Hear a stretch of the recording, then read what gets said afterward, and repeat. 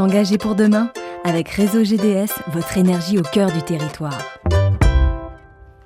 Bonsoir à tous. Ce soir, on parle des entreprises sociales et solidaires et on va s'intéresser en particulier au secteur du textile. Pour en parler ce soir, je reçois donc Patrick Wabnitz.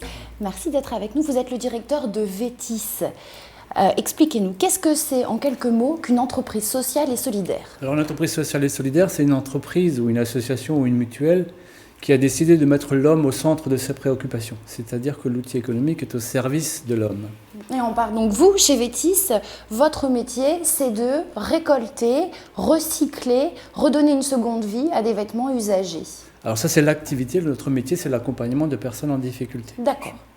Alors on va découvrir ça justement tout de suite en images. D'accord. On va aller à la rencontre de ces salariés que vous faites travailler tous les jours. Quand vous mettez vos vêtements usagés dans une borne estampillée Vétis, voilà les personnes que vous faites travailler, ou dans une borne relais. Vous allez rencontrer ces personnes. On se retrouve après.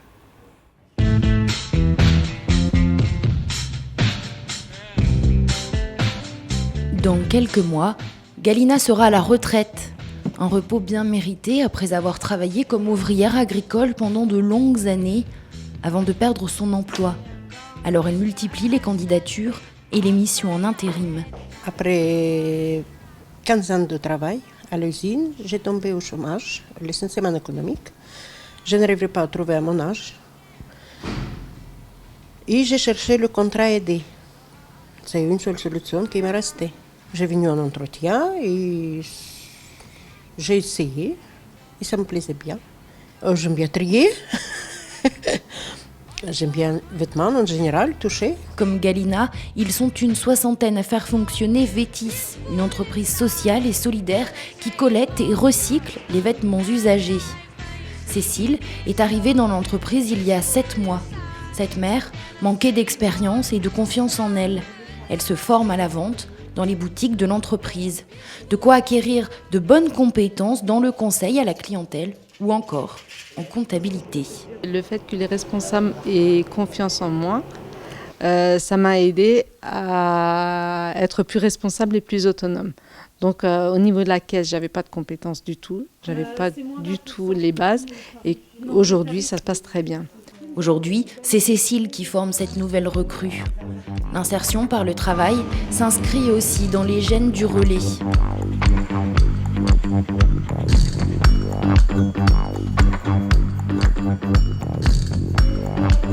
Audrey est responsable de la santé et de la prévention au centre de Wittenheim. J'ai fait un BEP hôtellerie-restauration, puis après j'étais mère au foyer pendant 5 ans. Et du coup, pour retrouver du boulot avec un trou dans le CV pareil, c'était pas évident. Donc le relais m'a donné la chance de retrouver le monde du travail. Lorsqu'elle intègre le relais, Audrey commence dans le centre de tri. Elle passe par tous les postes, c'est la règle ici, jusqu'à obtenir une place au poste santé et prévention. Ça me forme, puisque je n'ai pas de formation diplômante à ce métier-là. Et donc le relais m'a permis de faire ça sans la formation diplômante. De quoi se former en pratiquant. Et pour valider ses compétences, Audrey suit des formations qu'elle espère faire aboutir à un diplôme. Pour l'aider dans ses démarches, elle peut compter sur l'aide de Caroline, accompagnatrice socio-professionnelle.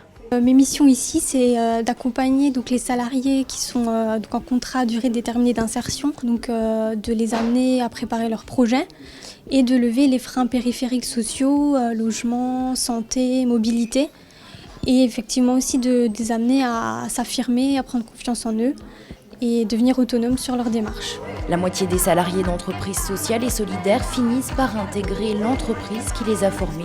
L'autre partie vole vers de nouveaux horizons avec un bagage bien rempli. Alors voilà, vous venez de le découvrir dans ce reportage, ce sont souvent des femmes qui sont recrutées dans ce type d'entreprise.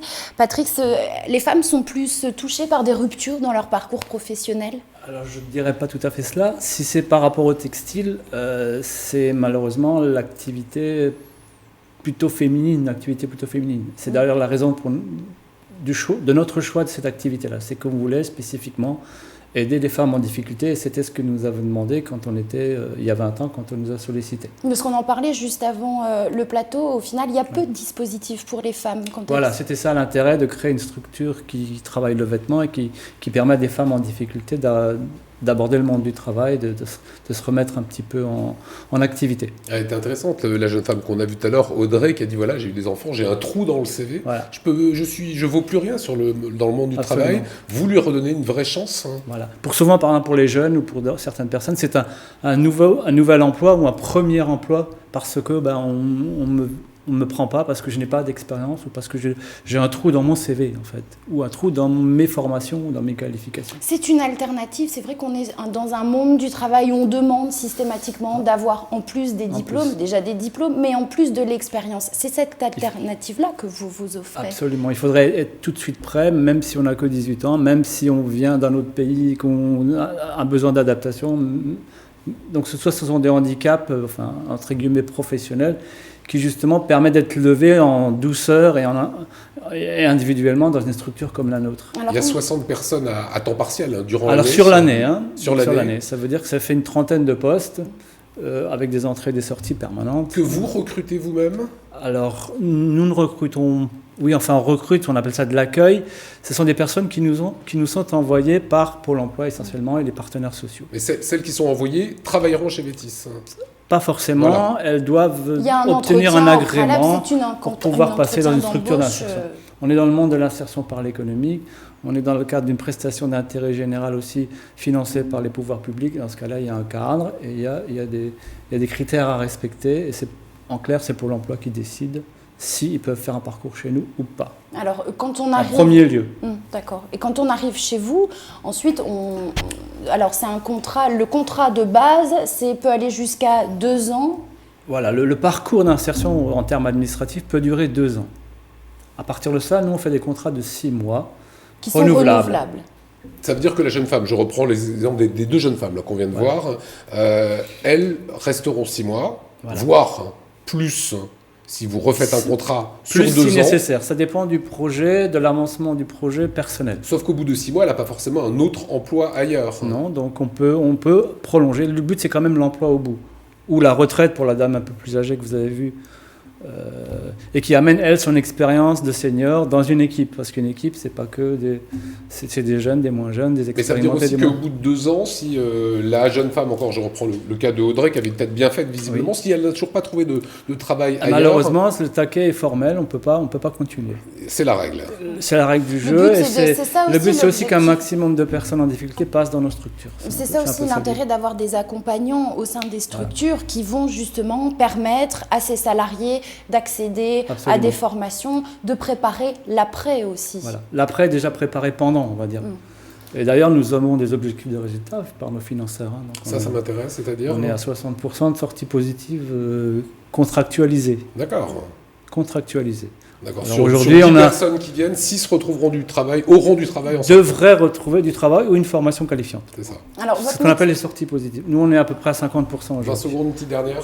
Juste, voilà, votre métier, c'est la réinsertion professionnelle. Remettre de l'humain au cœur de l'entreprise, est-ce que c'est rentable ? Quand on est une entreprise. Alors, je dis clairement non par rapport à cette activité-là, mais je dis que n'importe quelle entreprise pourrait être sociale et solidaire. En faisant quelques efforts. En faisant quelques efforts et en cherchant l'équilibre entre le profit et le bonheur humain. Je parle souvent de BIB par rapport au PIB. Les deux pourraient... bonheur intérieur brut. Et c'est une belle formule pour se quitter.